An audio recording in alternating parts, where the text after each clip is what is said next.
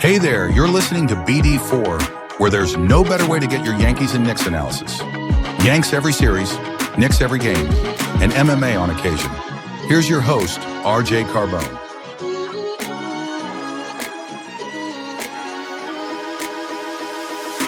And a high drive into left center field. Stanley's going to watch another one fly.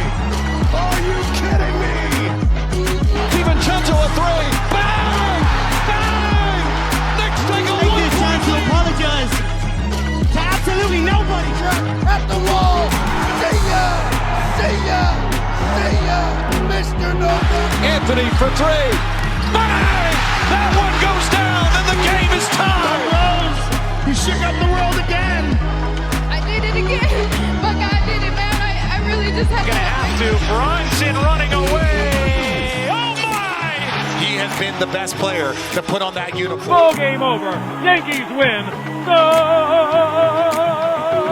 Yankees win.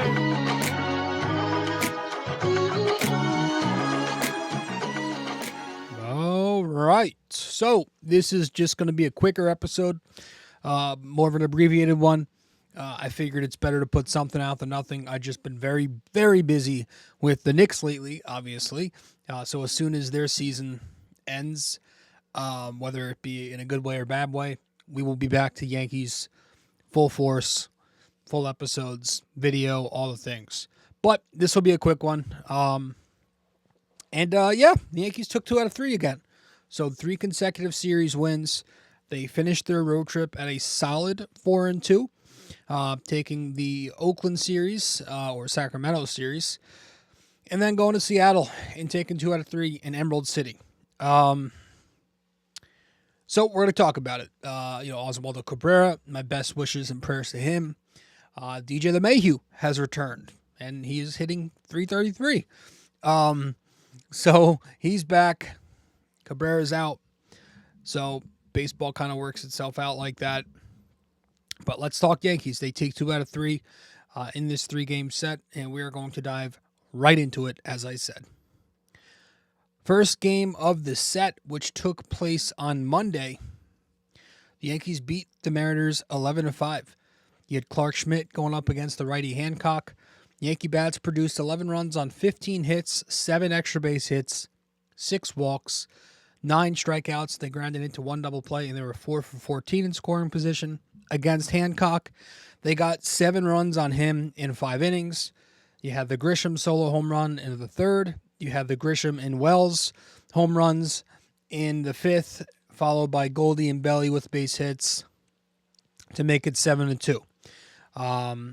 Against the Seattle bullpen, the Yankees got 4 runs in their 4 innings. Top 7, Wells sac fly against Bozzardo, 8-2 Yanks. And then top 9 in a 7-5 game, Volpe tacks on with a home run, Judge sac fly, it's 11-5. So Judge goes 2 for 3, sac fly, double, 2 walks and RBI. Volpe goes 2 for 3, home run, 2 walks, 2 RBIs. Wells goes 1 for 4 but a homer and a sac fly, 4 RBIs total. Grisham goes 3 for 6 with a home run, 2 RBIs. Or 2 home runs, 2 RBIs. Goldschmidt goes 2 for 5, RBI. Bellinger goes 2 for 4 with a walk and an RBI. Peraza, 1 for 4, double hit by pitch. Rice picks up a double. Cabrera, 1 for 4 with a walk, and then he got injured oversliding home plate there in the final inning. On the mound for the Yankees, Clark Schmidt ends up going 6+. 3 runs, 3 hits, 2 walks, 6 strikeouts, 2 home runs allowed, 92 pitches, and he gets the win. Early on he was leaving some pitches over the plate. Bottom 1, he hung a sweeper to Julio Rodriguez for a solo bomb. Bottom 3, Polanco, solo home run off of a 93-mile-an-hour cutter upstairs. Put Seattle up 2-1 at the time. And then bottom 7, he tries going back out there, but to no success. Rosarina picks up the leadoff double. That's when Clark was pulled for Leiter Jr., who allows the inherited runner to score. So it made his line look worse than what it was. But I did think Clark's stuff looked good. He's a spin and break guy. I thought the sweeper was good beside that one mistake. It got some swing and miss. I thought his curveball, his sinker also played well. And he was better against lefties in this game. Seattle is a lineup with some good lefties in it. Seattle lefties were just 1 for 11 with a homer and 3 strikeouts. So that was good to see from Clark. The bullpen, 3 innings, 2 runs. Leiter went, pitched an inning. As I said, he allowed the inherited run. 1 hit, no runs on his line. Tim Hill, 2/3 of an inning, 2 runs, a hit and a walk. Devin Williams pitched a third of an inning, was fine. Gave up a hit, no runs. And then Hamilton, 1 inning, no runs, 2 strikeouts. That was your Game 1 victory on Monday. Tuesday, the Yankees take the 2-1 extra innings loss in 11 innings. Max Fried against the righty Brian Wu. The Yankee bats, 1 run, 5 hits, no home runs, 3 walks, 13 strikeouts, over 14 with runners in scoring position. Against Brian Wu, no runs and 6 1/3. They were hitting the ball hard off him in the first couple of innings to no results, but I thought they were going to get it going, and then he just ended up bullying them with his slider. He's a really good pitcher. And then the Seattle bullpen, they got just that 1 run on them in the 3 2/3 that they threw. They were down 1-0 in the 7th. Austin Wells leadoff double. He's eventually stranded. Top 9 against Munoz. Goldie's hit by a pitch. He steals second. Reyes pinch runs. Wells grounds out to move Reyes to third with 1 out. Volpe has that check swing to first base. That's where Dylan Moore makes the overthrow and the error there. Game ties. So that was the only run. Dominguez ends up striking out looking on a fastball low. Peraza grounds out to third base. Was that the Dominguez? I think that was the Dominguez at-bat that got Boone tossed. Dominguez showed a little emotion, which was pretty cool. But yeah, top 10 against Vargas. LeMahieu strikes out swinging in a very uncompetitive at-bat. Obviously, you have no outs. You got the ghost runner on second base. You have DJ LeMahieu up. I don't know what they were thinking, not bunting there. That was a clear bunt, but the Yankees always listen to what their computer tells them to do. So they swung away, and DJ strikes out swinging. Grisham ends up striking out swinging. So they intentionally walk Judge, first and second, 2 outs, and Bellinger with the lazy pop-up. And then top of the 11th against Legumina. Volpe walks, doesn't come around to score. Neither does the base runner. So that was it for your Yankee bats. Max Fried pitched in this game. He wasn't good. And I'm about to read his final line. 5 innings, 1 run. 4 hits, couple walks, 5 strikeouts, no home runs, 91 pitches, no decision. Yeah, if this is Max Fried on a bad day, thank you. The only mistake, bottom 4, Julio leadoff base hit, and then Cal Raleigh with an RBI double, 94 low in the zone. But that was it. Fried was fine. This is him bad. Yeah, thanks. We're fine with this. So Fried was fine. The bullpen, 5 innings plus 1 run, no earned runs, 2 hits, no walks, 8 strikeouts. They were perfect until that final inning when Tim Hill came in, right? Cruz was 1-2-3 in the 6th. He gets Raleigh to strike out swinging on a ton of fork balls in a row. He gets a Rosarina to strike out swinging on a few more fork balls in a row. And then he gets Mitch Garver to strike out looking. He goes 4 consecutive fork balls to a 4-seam fastball middle high, completely froze him. So he looked good. 1 inning, no runs, 3 strikeouts. Leiter, 1-2-3 in the 7th. He gets Dylan Moore swinging on a splitter in the dirt. He gets Polanco swinging on a splitter in the dirt. And then he gets Tavares popping it up off of a sinker. So Leiter finishes 1 inning, no runs, 2 strikeouts. Luke Weaver. I think we'll talk about Luke Weaver later in the show. So he was perfect for 2 innings. Devin Williams was 1-2-3 in the 10th inning. Give me 1 second here. Let me just copy and paste something. My notes here. All right. Yeah, Devin Williams, 1, 2, 3 in the 10th. He gets Mastrobuoni. Mastrobuoni lays down a sack bunt to put the ghost runner on third with one out. Tellez then pops up to shallow center. Then Tavares grounds out to second. Williams has been better, but he still doesn't look like peak Devin Williams. He's not getting swing and miss. The command isn't great still. I just don't know if the guy has. I think just hitters may have just made adjustments to him. Tim Hill, ended that 5-inning perfect pitching streak, taking the loss there in extras. 2 base hits to end the game on 2 88-mile-an-hour fastballs.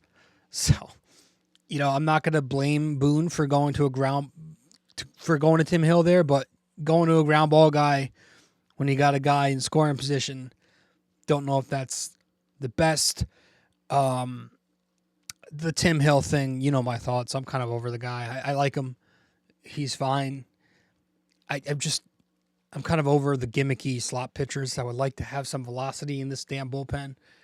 I was a guy who was very much an advocate for getting lefty flamethrower Tanner Scott, but the Yankees were afraid to pay him $18 million a year because they're so broke. So Tim Hill gets the loss. And then Wednesday, Game 3, the Yankees won. They bounce back and take the series 3-2 victory on Wednesday. Warren against the righty Luis Castillo.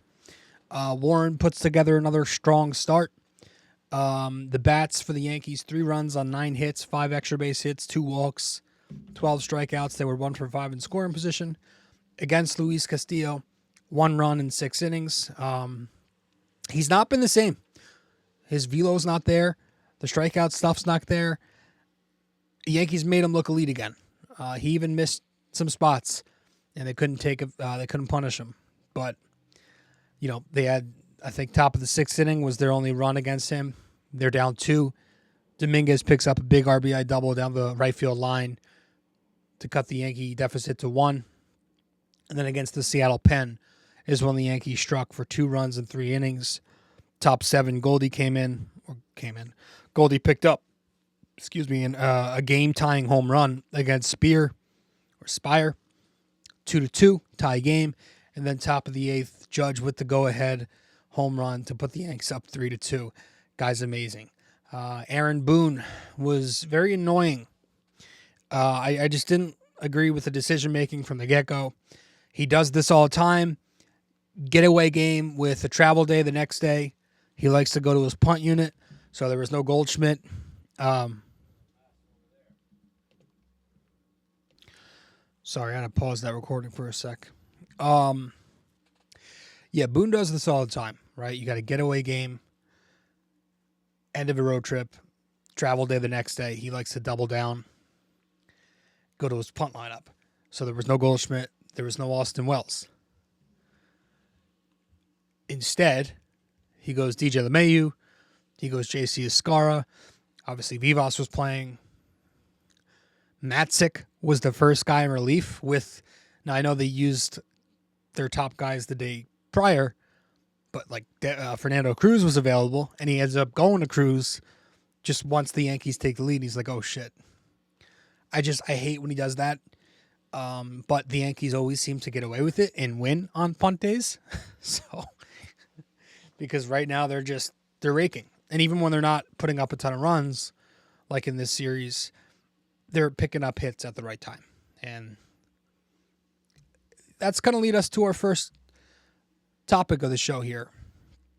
A lot of people give this Yankee lineup criticism for being boom or bust. And I get it.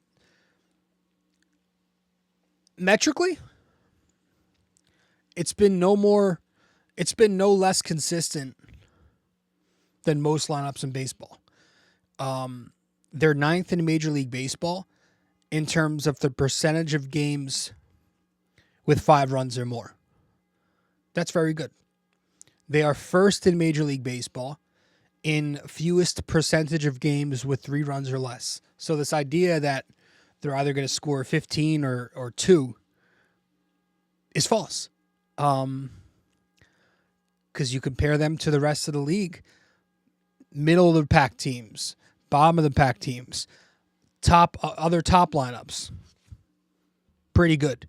And I know, again, there's this extreme idea that the Yankees are boom or bust, and I think that's more of a loud old man narrative, but in reality, I think it's baseball being baseball. I think fans need to zoom out a little bit and put it into perspective and realize their complaints are relative. This lineup is producing, and it's producing consistently. And all the things really that people are moaning about, like they're hitting with runners in scoring position. I know they didn't this series very much, but they are on the season. They're top 10 in a lot of those offensive categories with RISP. And sure, there are some things like extra innings, 1-run games, right? You want to see more fundamentals like base hits or lay down a bunt like we just bitched about. And maybe at the deadline, they can go out and get a third base bat maybe, who can make some contact and is a guy who is not going to be a swing and miss power guy. Maybe that will help. I'm not concerned about. The only thing I'm really concerned about regarding this lineup is the one thing I've been concerned about from the get-go. It's left-handed relief pitching, right? You're very left-handed in that lineup, so you're going to create lanes. You're going to create a lot of lanes for lefty relievers to come in and mow you down 1, 2, 3, just like you saw in the World Series, and they're even more left-handed this year. And guys like Dominguez, not truly a switch hitter, so he's not really an advantage when he's batting right on left. So that's the only complaint I have. But everything else that everybody else is complaining about, I don't meet you there. I think they've been consistent. I think they have depth. It's another thing you hear. It's top heavy. It's being carried by this guy and that. The Yankees have 4 elite bats right now. That's a crazy amount of bats to be hitting at an elite level. Like Ben Rice having an elite season. Trent Grisham having an elite season. Judge speaks for himself. Goldschmidt speaks for himself. Not many lineups can say they've got 4 elite bats. And then you got a couple of solid contributors. Volpe having an above-average hitting season. Dominguez. Austin Wells. So, there are some guys who aren't without qualms. But, Volpe, Dominguez, the power and production is there. So, even Cody Bellinger is starting to find it the last couple of weeks. I don't know. I just think it's a little over-exaggerated. I saw a stupid take on, I think DraftKings posted this on their Instagram, on the Yankees offensive production. And they said, I posted this, I shared it on my story. They said if you take away Aaron Judge, the Yankee lineup is 14th in batting average, 11th in on base, 3rd in slug. And they're trying to spin that as a knock. And I'm sitting here, I'm like, well, if anything, that should be a testament to the Yankee depth. That if you take away one of the best right-handed batters of all time, you're still getting solid production. That's a good thing. You're still producing above average offense. You're telling me if you take away the greatest season in Major League history up to date and you compare it to the rest of baseball while they're keeping their best hitters and you're still grading out above average compared to them, that's pretty friggin' awesome. I don't know. I thought that was a weird thing to take as a knock. I don't know. I think the lineup's going to be fine. I think people should have other worries about this. Yankees team right now. But Aaron Judge has obviously been fantastic. So what we're going to do is we're going to tip our cap to him. Aaron Judge, the captain, who in this series was a modest 5 for 11, 455 average, 1352 OPS, one double, one game-winning home run, 2 RBIs, 3 walks, struck out 4 times, but scored 2 runs, 9 total bases in the series. I don't know what else can you say? I mean, look at these season statistics here. The man is batting .412 through 43 games. He's got a .782 slug. 12 doubles, a couple triples, 15 bombs, 41 RBIs, 27 walks. So he's not walking as much. He's just hitting instead. I don't know how to describe what we're seeing from Aaron Judge. It's unlike anything we've seen before. The guy, is he going to hit 400? I don't know. Think he's got a real shot to win the Triple Crown. I think he's got a real shot to win the Quintuple Crown, whatever the fuck that'd be. I don't know what else there is to say. The guy's just been amazing. And there's hitting 400, and then there's hitting 412. The guy is doing a little more than just raking. I'm trying to appreciate it as much as I can because I know that we're going to need something close to that in the postseason. And, he needs to do it then. But right now, it's just got to enjoy the ride. So, tipping my cap to Aaron Judge on the season. He now has 6 tips of the cap. So, good for him. Nice to see. Will Warren. While we're tipping our caps, let's tip it to Will Warren this series. I thought he was the best starting pitcher of the series. Game 3 on Wednesday. He pitches 5 innings, 2 runs, 3 hits, a walk, 9 strikeouts, 1 hit batter. Bottom 3 was the only inning of work for him, really, where he had to labor through it a little bit. You had the Ben Rice, DJ LeMahieu mishap. I know DJ got the error. That was on Ben Rice. Tavares reaches first there. So I think Warren got cheated there, too, because after the game, the Seattle scorekeeper, scumbag Homer, ends up taking away the error completely, so it affected Warren's ERA from what would have been 4.11 to 4.61. So, thank that asshole for that. Rivas ends up picking up a 1-out base hit. Polanco walks. Warren just lost the zone with his sweeper. And then Julio Rodriguez on a 94-mile-an-hour two-seamer picks up a 2-run double to put Seattle up 2-0 at that point. But he had a good game besides that. At one point in this game, he struck out 6 batters in a row. Or I think he struck out 5 batters in a row. And 6 outs in a row came off strikeouts. 9 total strikeouts. So the stuff is there. He might not have elite stuff. I don't think his stuff is elite. But I think his stuff is good. He can get a solid amount of swing and miss. He's 63rd percentile in whiff. 80th percentile in strikeout rate. So he doesn't get a ton of chase, but he gets swing and miss with his sweeper, with his four-seam, and with his changeup. And that sweeper two-seam sequence is a great pitch tunnel sequence that he can go to against righties.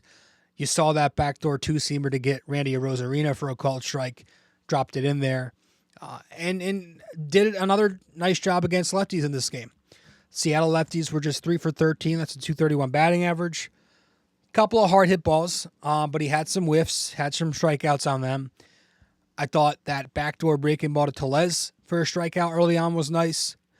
So he continues to get lefties out lately. Last 2 games against left-handed hitting, Warren's yielding a .208 batting average against. So that's a nice positive. And he's had a fine season. I think he's pitched exactly as I expected him to pitch, at least. I thought he was going to have ups and downs, but I also thought he was going to show more flashes than he did last year when he pitched to a 10 ERA. But yeah, everybody, including myself, was down on him for a stretch there, but I think there's still upside.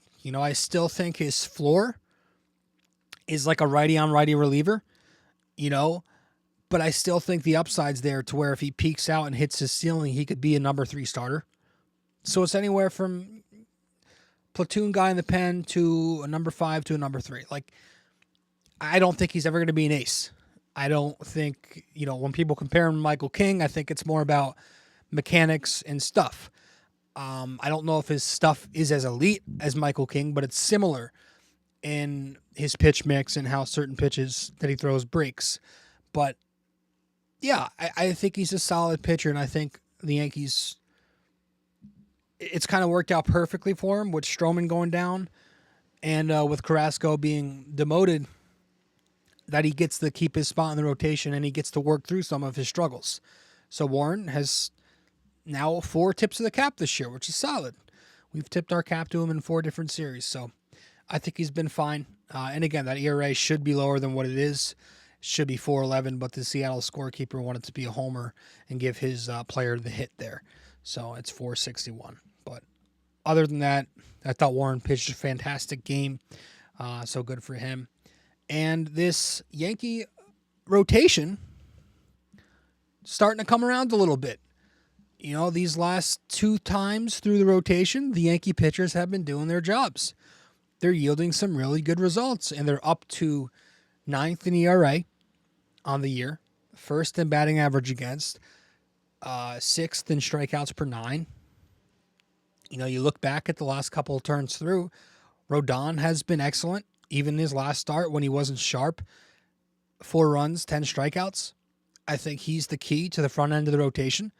If you have him performing the way that you want him to perform when you signed him, that's big, and he's got a big start coming up tonight. Max Fried has been the American League Cy Young winner leader so far. He's been outstanding. Clark Schmidt finding it, right? He's really only had 1 bad start. 4 of his 5 starts have been decent. He's been pitching exactly how Clark Schmidt is expected to pitch. And so Will Warren kind of remains the key to the back of the rotation there. If you get Will Warren pitching like a quality number 5, which is what he's been, especially in his last 3 starts in the month of May, that's good. I think that's a fine rotation right there. And then you're getting Luis Heel back hopefully in a couple of months. But in the meantime, we'll see what that number 5 spot looks like. Yarborough has been holding his own, so we'll see. But I think the rotation has been fine. The bullpen's had more ups and downs than the rotation lately. We'll see what happens there, but I think the Yankee bullpen will be fine all in all. I think it'll be one of the top in the game, to be honest, when it's all said and done. But the starting rotation has been better lately. They got a big series coming up. So you got Fried on the mound. You got Rodon on the mound. I think Clark is going this in the middle game there. So, but the bullpen, I'm going to tip my cap to Luke Weaver. Weaver was fantastic in this series. He pitched in Game 2 and Game 3. Goes 3 innings, 6 strikeouts, no runs, no hits, no walks, no base runners. He was perfect across 3 innings in this series.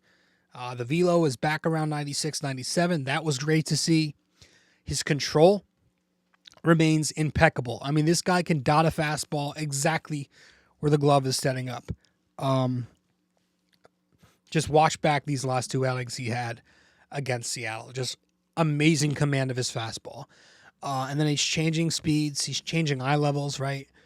Fastball up, fastball down, fastball up, change up, down. Mixing in the cutter, mixing in the curve a little bit. But really, that fastball is just working. He was toying with the top and the middle of the Seattle order on Tuesday. Right, he goes 1, 2, 3 in the 8th. Gets Crawford to strike out looking on a 4-seam low and out. He gets Julio to strike out swinging on 3 pitches. He goes 4-seam in, change up in, then 4-seam away. He goes 1, 2, 3 in the 9th. Gets a Rosarina to strike out swinging on a 95-mile-an-hour fastball up and out. So he goes 2 innings, 3 strikeouts, no runs there. And then he's toying with the bottom of the order on Wednesday. Just elevating fastballs, going low in the zone fastballs. Just really impressive command. Awesome. Luke Weaver's been outstanding. He's been their best relief pitcher this year. Him and Cruz have been so fun to watch. So Luke Weaver and his 0.45 ERA, outstanding. 20 innings, 22 strikeouts, but you know, the peripherals are all there too. So good for him.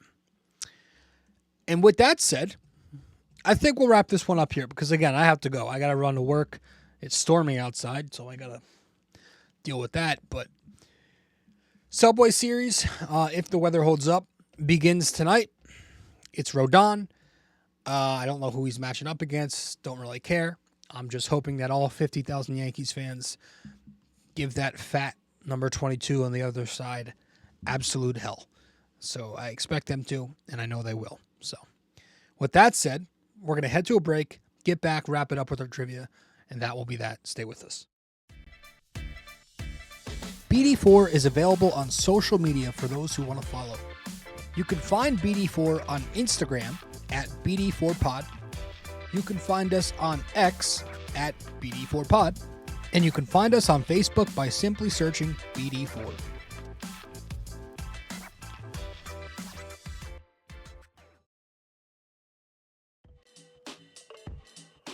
Hey guys, just a quick reminder, this podcast is also available in video format on YouTube. So be sure to go over to the YouTube channel, BD4, subscribe, like the videos, comment and tell me how much I suck or maybe how much you like the video. We'd very much appreciate it.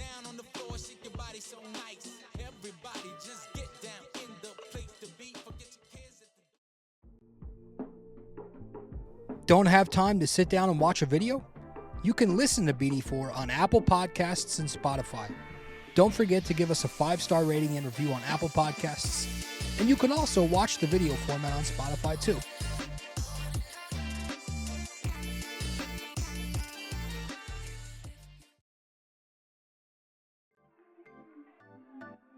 If you feel like supporting the podcast, you can Venmo at Robert-Carbone-JR-28. We really appreciate your support.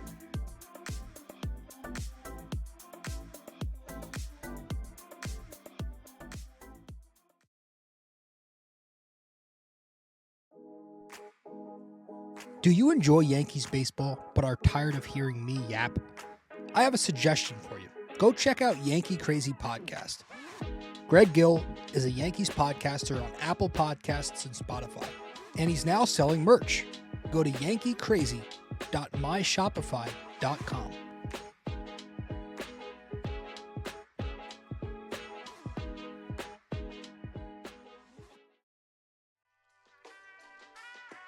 Stay connected with us. Visit BD4blog.com to explore our blog, tune into our latest podcasts, and follow us on social media. Thank you for being a part of this community.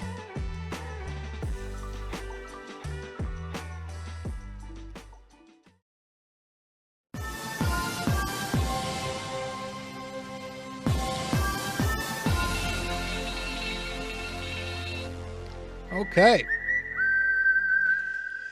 So, for this episode 866 of the podcast, our trivia question here to wrap it up.